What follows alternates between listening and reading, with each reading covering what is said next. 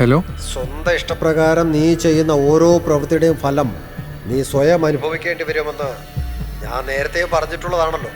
നിന്റെ സമ്പാദ്യം മുഴുവൻ എന്നോട് ചോദിക്കാതെയാണ് നീ സ്റ്റോക്ക് മാർക്കറ്റിൽ കൊണ്ട് നിക്ഷേപിച്ചത്. തന്നിഷ്ടം പോലെ ചെയ്തതിൻ്റെ ഫലം എന്താണെന്ന് നിനക്കറിയണ്ടേ? നീ ഒരു ഡൂക്കിൽ കമ്പനിയുടെ ഷെയർ വാങ്ങിക്കൂട്ടിയില്ലേ? ആ കമ്പനി പൊട്ടി. സ്വന്തമായി 1 രൂപ പോലും സമ്പാദ്യമില്ലാത്ത ഒരു ദരിദ്രനാണ് നീ ഇന്ന്. ഇന്ദ്രപ്രസ്ഥം കുടുംബത്തിൽ ഇനി നീ ഒരു അംഗമല്ല.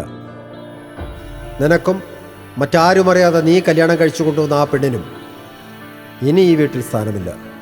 കെട്ടിയ പെണ്ണുമായി എങ്ങോട്ട് പോകണമെന്ന് അറിയാതിരുന്ന ഘട്ടത്തിലാണ് ശ്രീലക്ഷ്മി പറഞ്ഞതുപോലെ അവളുടെ വീട്ടിലേക്ക് കാലുവെച്ചത്. വിദേശത്തുള്ള ശ്രീലക്ഷ്മിയുടെ അച്ഛൻ്റെ അനുവാദം ഞങ്ങൾക്കുണ്ടായിരുന്നു. എന്നാൽ ശ്രീലക്ഷ്മിയുടെ അമ്മയായ ദേവയാനി അമ്മ എന്നെ ഒരു ശത്രുവിനെ പോലെയാണ് കണ്ടത്.